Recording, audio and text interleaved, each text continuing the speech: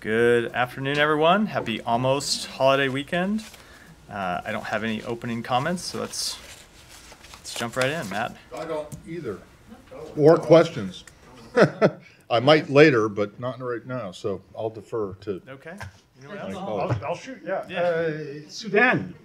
I know you don't preview sanctions, as you often say, but are we edging any closer to sanctions in Sudan, given the situation that 3 days into the new ceasefire, there's no ceasefire, still no access for the humanitarian corridors?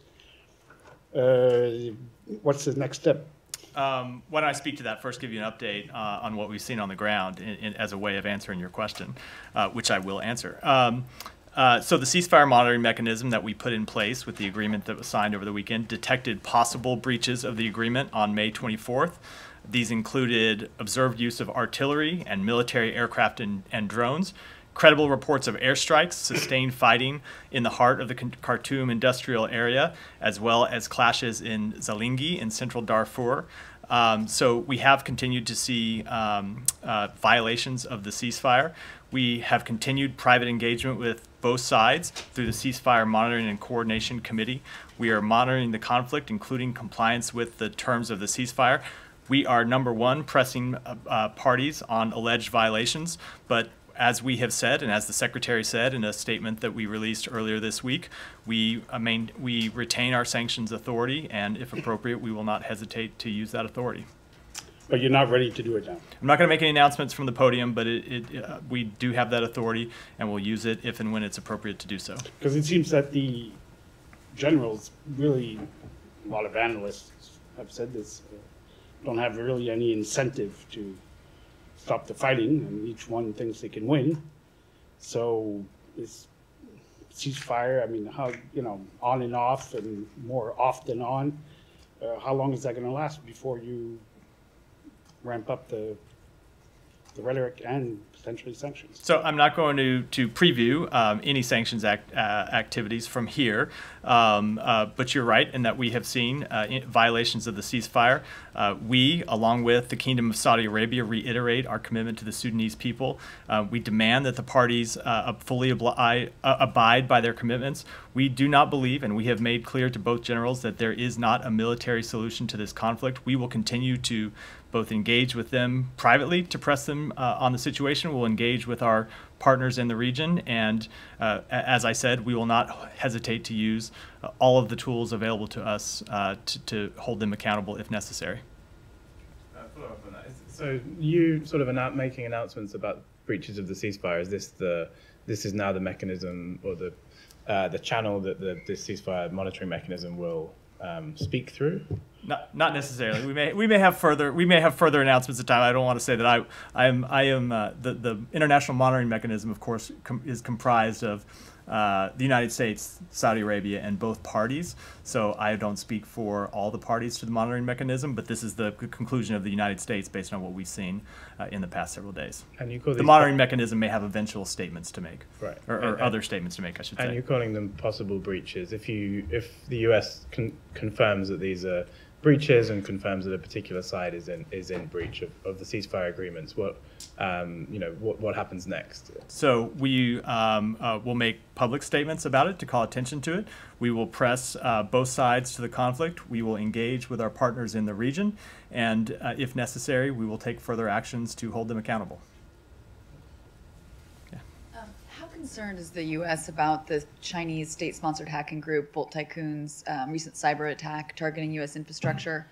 Does the U.S. believe that despite going after communication systems in Guam, that Taiwan is the real target? I'm not going to speak to the last part. What I will say is that we are aware of recent activity by a People's Republic of China sponsored cyber actor to develop a presence in digital networks across the U.S. critical infrastructure sector. The U.S. government and close allies have released a joint cybersecurity advisory to help defenders identify and mitigate any such activity on their networks. And the U.S. intelligence community assesses that China almost certainly is capable of launching cyber attacks that could disrupt critical infrastructure services within the United States, including against oil and gas pipelines and rail systems. It's vital for government, network defenders, and the public to stay vigilant. It's why U.S.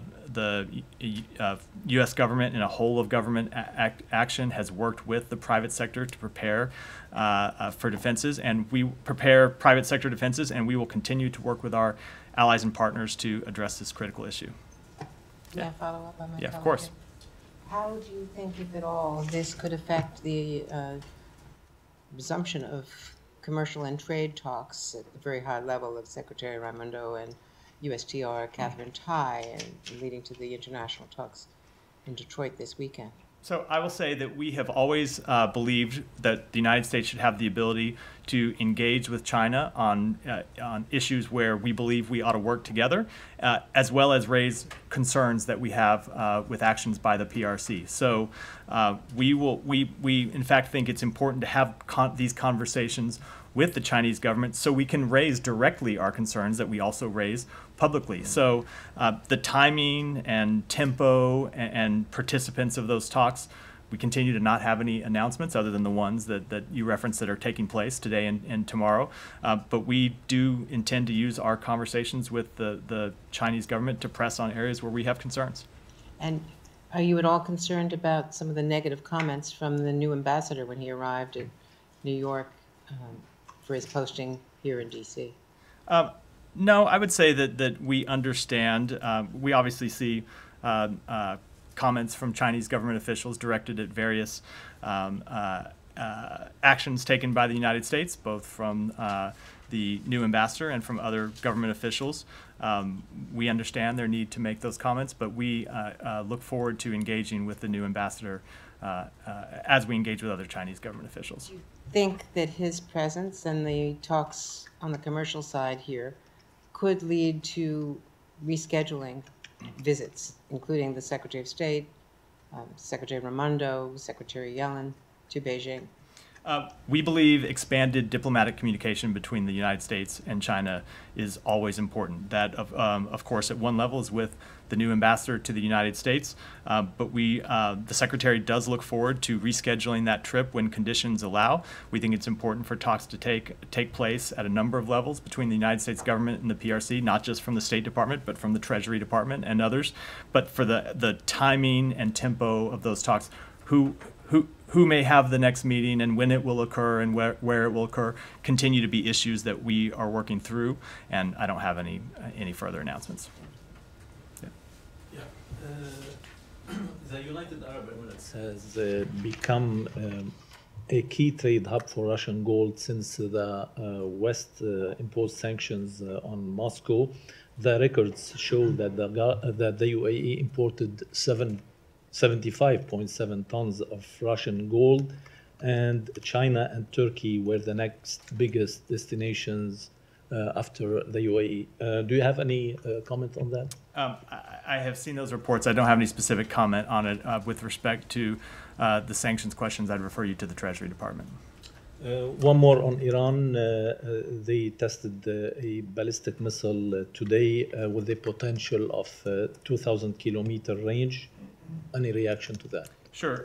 So we are aware of those reports. We've seen them, obviously. As we have made clear, Iran's development and proliferation of ballistic missiles poses a serious threat to regional and international security and remains a significant non-proliferation challenge.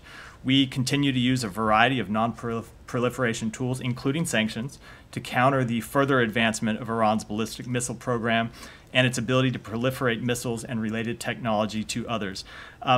I would say that despite the restrictions on Iran's missile-related activities under UN Security Council Resolution 2231, Iran continues to seek a range of missile technologies from foreign suppliers and to conduct ballistic missile tests in defiance of the resolution. As we've said before, and Iran with a nuclear weapon would likely act even more provocatively, and that's why we are so committed to preventing Iran from acquiring a nuclear weapon. Yeah, Gita, yeah. Thank you. On the JCPOA, today the Iranian foreign minister said that indirect messages, have been exchanged during the past few weeks. And when he says indirect, he means the United States. He says there's been good progress, and so can you confirm that there have been messages exchanged in this regard? So I would say that we're not going to respond to purported leaks of diplomatic conversations or rumors about diplomatic conversations, many of which have been false in the past and continue to be false. But that said, we have always said that we maintain the ability to communicate with Iran and deliver messages to them when it is in the United States' best interest to do so. We're never going to detail the contents or the message of those messages or the means of their delivery, but we do continue to believe that diplomacy is the best way to verifiably and durably ensure that Iran never acquires a nuclear weapon. Is the comment today by the Iranian foreign minister another false one? As I said, we're not going to comment on every purported rumor, every purported conversation, other than to say what I just said, which is we do have the ability to send messages to Iran when it's in the best interest of the United States. You have also said in the past that now you are not focused on JCPOA due to protests and Iran's violating human rights inside the country. Is that period gone? I will say that we continue to believe that diplomacy is the best way, as I just said, to verifiably and durably ensure that Iran never acquires a nuclear weapon. And it is a priority of this administration to ensure that Iran does not obtain a nuclear weapon. We believe diplomacy is the best way to accomplish that, but I don't have any further conversations to announce. Has there been any change since early this year? I mean, you had a clear position. Has there been any change on this front since early this year? You had pretty much clear position on this early this year. No. No. Okay. No. May I move to Russia, Belarus issue? Sure. Does the department have any position on the latest agreement between Russia and Belarus on nuclear moving tactical nukes? And have you seen any evidence that it's being materialized? I won't speak to any evidence or assessments that we might have. I would say that we strongly condemn the arrangement. It's the latest example of irresponsible behavior that we have seen from Russia since its full-scale invasion of Ukraine over a year ago. As we have made clear, the use of chemical, biological, or nuclear weapons in this conflict would be met with severe consequences. But in response to this report, I will just add we have seen no reason to adjust our strategic nuclear posture or any indications that Russia is preparing to use a nuclear weapon. Thank you. Yeah. Thanks, Liam Cosgrove with Epic Times. So this was a couple weeks ago, but I haven't seen an official statement on it. A U.S. citizen who was residing in Ukraine has been arrested, and that he was a California-born man. He was in the past like a Business Insider contributor, and he had a YouTube channel. He was an outspoken critic of Zelensky's regime. The Ukrainian SBU released a press release saying he was arrested for justifying Putin's invasion. So ultimately, it added up to speech. And I spoke with Congressman Ted Lieu, Democrat, and he said he urges the State Department to engage its authorities to, work out some sort of negotiation to get him released. So, are you guys aware of this? How do we feel about our allies, detaining U.S. citizens for speech abroad? I will say in general that we're aware of the report. We obviously support the exercise of freedom of speech anywhere in the world, and I'll leave it at that. So you guys aren't working to get him released? I'm going to leave my comments where I just left them. Kylie. Just kind of pivoting to the broader conversation in Washington surrounding the debt ceiling negotiations. Can you bring us up to speed as to if there's anything going on in this building to prepare for if the U.S. does default on its debt? So I will say that I think it is best for me on questions regarding the debt ceiling to defer to the White House, and with regards to any planning for a possible default, that it would be best to direct those questions to OMB. So OMB would make decisions that would have implications for this building if that were to happen? I would say I would direct you for any questions about how the U.S. how the U.S. government might be positioning itself for a possible default. Any kind of details about that, I would direct you to OMB. Okay. Yeah. Just I would like to follow up on Russia and Belarus agreement on deploying tactical nuclear weapon. Do you think if it could breach NPT or not? I'm sorry. Do you think if it could breach non-proliferation treaty? I don't have any further assessment. We've just seen the announcement today, so we have not had the opportunity to make a full assessment at this time. Yeah.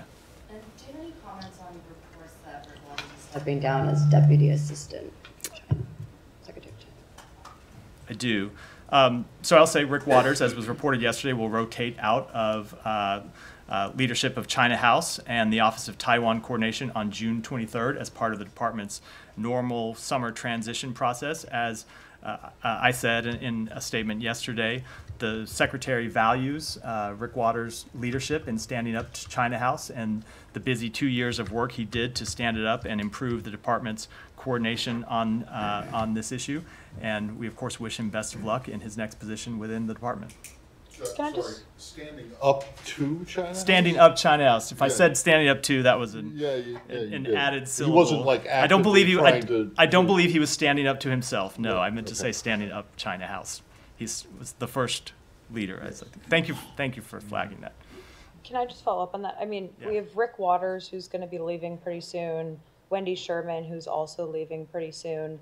Can you just discuss who in this department is going to step up and kind of be the leading diplomatic voices shaping the Biden administration's foreign policy vis-a-vis China, given how influential these two people have been to that policy at this point? So I will say that Secretary Blinken is responsible for the department's strategy as it relates to China and for the execution of strategy, and he will continue to lead that. Obviously, we will have at some point a new nominee for Deputy Secretary of State who will be involved as well as a new leader of China House, but ultimately the responsibility is with the Secretary, and he will continue to engage. As you know, he's been very engaged on this question, spoken to it publicly a number of times, and will continue to do so.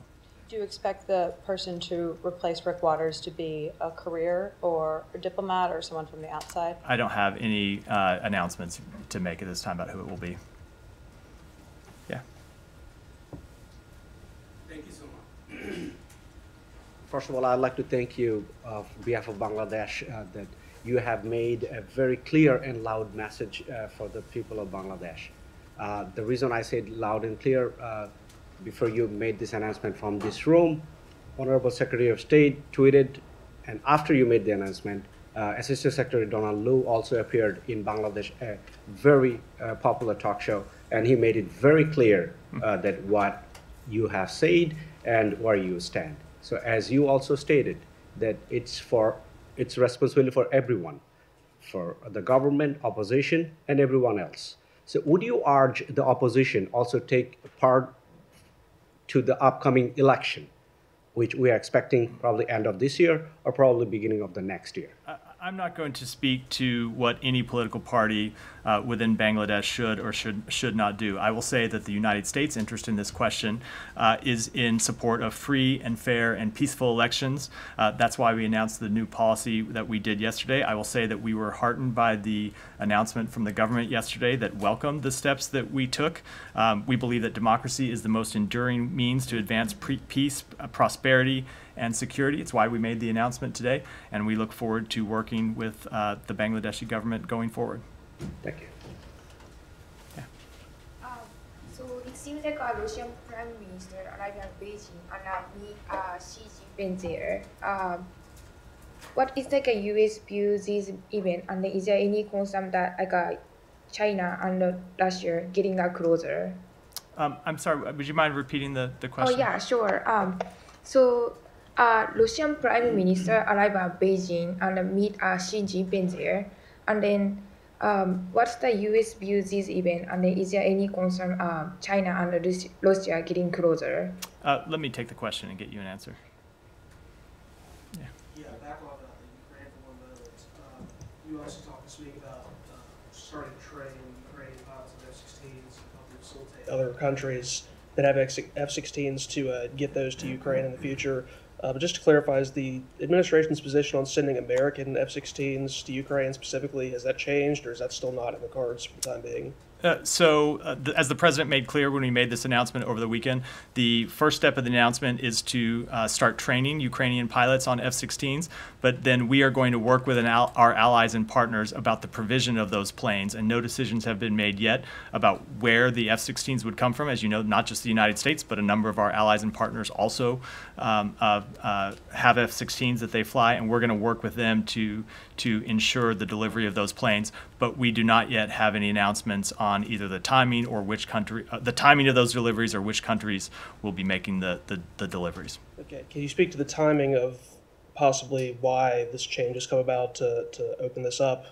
Obviously, Ukraine's been asking for F-16s for quite a while, and we've seen this pattern that happened with Patriot systems, with tanks, this pattern of saying we're not sending Ukraine certain weapon systems, and then, you know, eventually months, if not a year after Ukraine asked for them, finally switching and deciding to do so.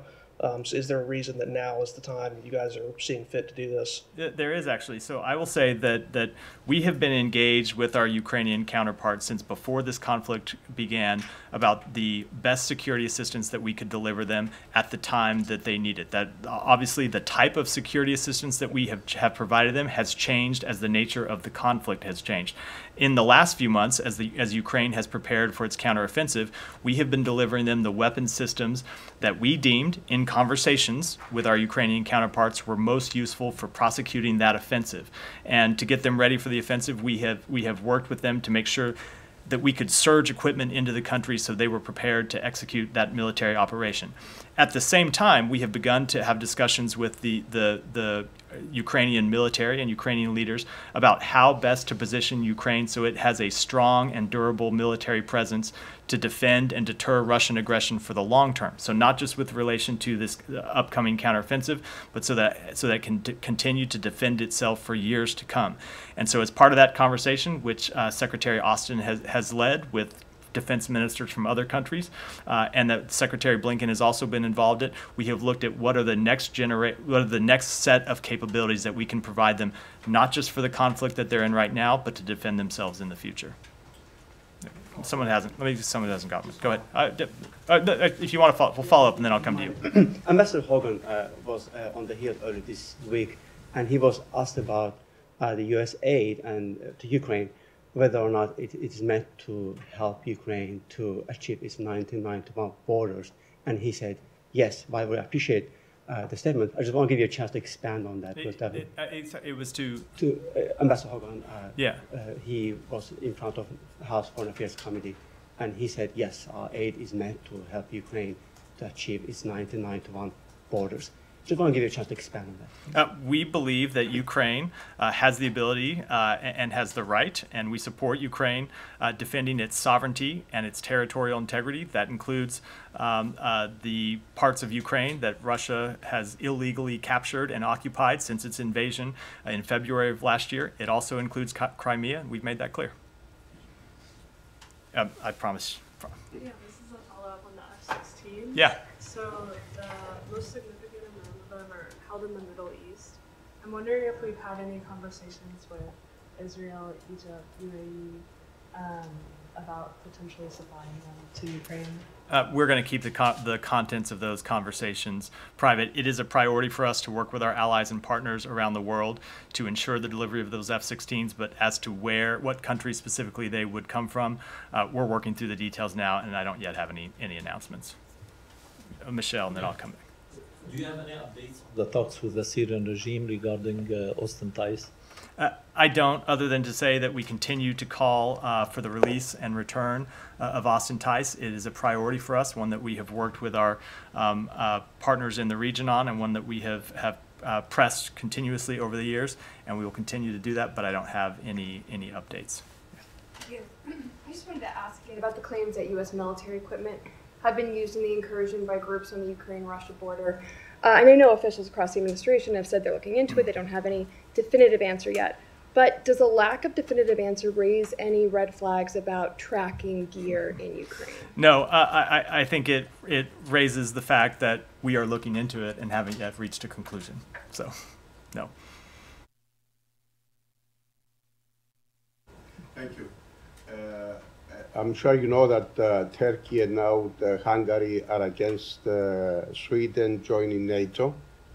As I understand, because of that, the Swedish government has contemplated now to change the objective of joining NATO from the July summit in Vilnius to the NATO conference in Washington next April. What is your comment on the block of Sweden from these two NATO countries that, as we understand, at the same time they cooperate with Putin, Russia? And second, what are you going to do to avoid the possibility from Sweden to withdraw its interest to join NATO? So I will say that we continue to strongly support Sweden's accession to NATO. It's a move that we have continued to discuss with our allies in NATO. We think it's important that Sweden be able to join the alliance as soon as possible. We continue to believe that will happen, and we continue to press it with our allies with our allies inside NATO. I don't have any further updates on timing, but it is a high priority for us. Can I follow up? Is it okay with you for these two NATO countries to cooperate at the same time with Russia? We believe that I'm sorry. Say that again. I thought you were asking about Sweden. I'm asking now, is it okay with the United States for these two NATO allies, Turkey and Hungary, to cooperate at the same time and put obstacles to NATO to cooperate with Russia? I mean. Is it okay with Hungary and Turkey are both important NATO allies of the United States who have been with us in the alliance to hold Russia accountable, and we are heartened by their efforts. And I don't have any further comment than that.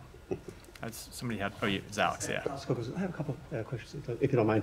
Just wondering if you have any. Couple questions on what? On South Caucasus. If you have any update for me on the Karabakh talks that are going on in Moscow, now that the U.S. is not in the room.